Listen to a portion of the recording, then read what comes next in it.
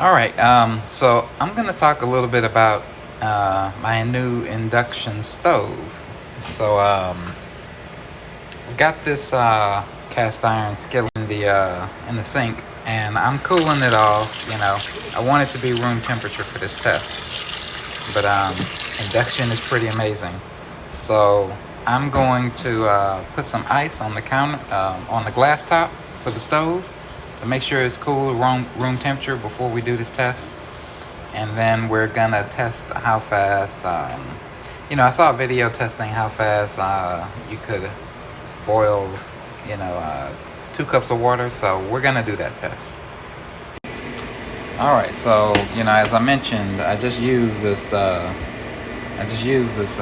top, so it's a little bit cool. I'm sure I could just wait, but I'm gonna go ahead and kind of cool this glass top off. So as you know, in induction, the heat doesn't come from underneath. The coils underneath this glass top are not hot, right? It uses a magnetic field to cause the pan itself to directly heat, right? Now the magnetic fields, it has alternating magnetic fields that cause the molecules in the pan to vibrate back and forth, and that vibration causes molecular friction, basically. And that friction is what heats the pan. So we know that if we cool the top of this, we're fine, because there's no heating elements underneath this glass, right? There's nothing hot underneath the glass. The only reason the glass is a little bit warm is because the pot made the glass warm. So the pot was hot, and the heat transferred from the pot into the glass. The glass doesn't transfer heat to the pot. The glass, or the induction, creates a magnetic field that causes vibrations in the pan, so that the pan itself heats up. So we're just cooling this top down for this test, so that we can have a valid test where the top is room temperature approximately, and we don't have any questioning the validity of this test. All right, so we got our glass top cleaned off here, basically room temperature, ready to go. Let's see, let's go ahead and dry this pan out a little bit. It's room temperature. All right. Got it seasoned, so it's not gray, it's a little bit blacker.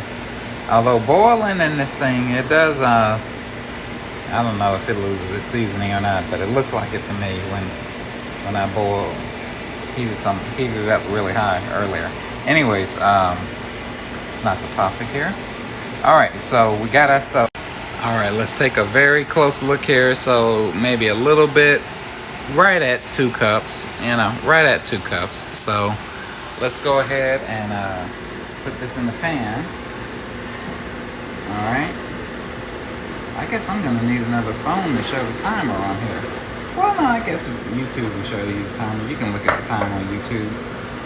All right, so we're gonna go ahead and I'm gonna turn this thing on. Let's see what we got. So we got power. All right, and we have 0, and let's go ahead and put it on boost so it'll go as high as it can go. All right, so P is for maximum power. So I guess it was like 356, 357 on here. All right, so let's see what happens. This is gonna be pretty quick. So so I got this installed today, and I want to mention a couple of things about this, right? So the manual had 40 amp and 50 amp as like connections for this, right? 40 amp or 50 amp as look, it's already smoking. Already smoking, man. That is amazing. And so I was planning to put a 50 amp because I figured more is better, right? All right, look at that. It's already bowling, man. This is ridiculous. Isn't this ridiculous? And so we were putting the 50 amp in, and the guy was putting in 8 gauge wire, but it was NM-B, residential basically. Look how fast that is. That is amazing. NM-B 8-gauge wire can only go to 40 amps. So they actually had to rip that stuff back out because I questioned them on it. And they were pretty good about it, you know. They didn't, look at that. They didn't give me too much of a hard time about it. And so I ended up putting the 6-gauge in there. But in the midst of doing that, we did a test on this stove. And so we turned everything on. I put the bottom oven, the 550, the top oven, the 525, and I put all 4 burners on high. And it actually doesn't let you keep all 4 on this boost mode. It automatically reduces it down. But we put them as high as, everything as high as it could go. And we did an amperage reading on this, on the breaker.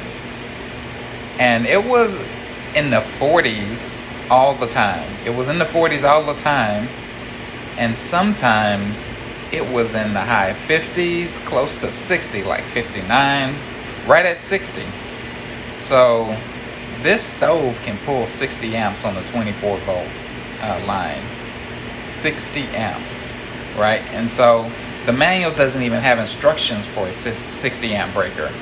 Now, true, you're usually not going to be using both ovens and 4 burners on high at the same time. I understand that, right?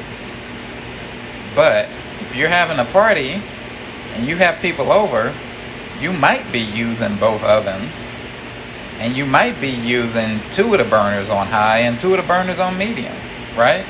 So, I mean, you got to plan for that, you know, that case, right? And so we ended up putting in, you know, the 6-gauge, you know, the 6-gauge wire that can handle, well, okay, we ended up putting in 6-gauge wire, and we put in a 60 amp breaker. And that seemed like a better situation. That's more than is in the instruction manual, because this thing was pulling 60 amps. So, you know, at full use, it was pulling 60 amps. So, you know, if you're getting a new stove, you know, I understand what the manual says. You know, it's got 40 amp, 50 amp, right? But, you know, I think a lot of that's assuming you're not pulling, you know, you're not fully utilizing the stove, right? Which you probably aren't. But if you want to have the power for those, you know, off cases, right, then you might even want to consider going up to like a 60 amp, right? So, you know, just consider it. But look at this. This thing was boiling, and like, you know, I wasn't watching this time, but last time it was like 40 seconds. So you can look at the video and see how fast it was. But that's pretty amazing.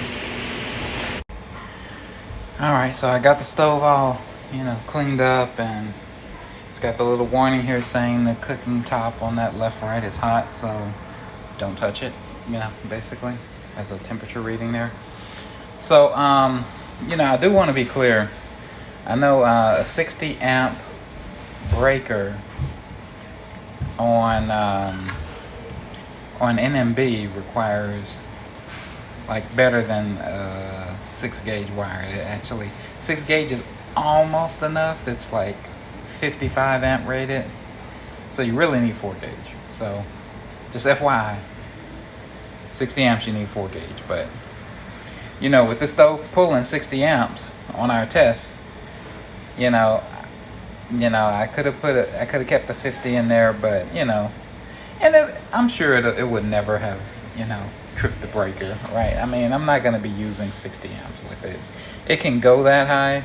And actually, if you calculate it from all the burners, the 4 burners, their watt rating, and the 2 stoves, its watt rating, if you add it all up, it's actually 70 amps.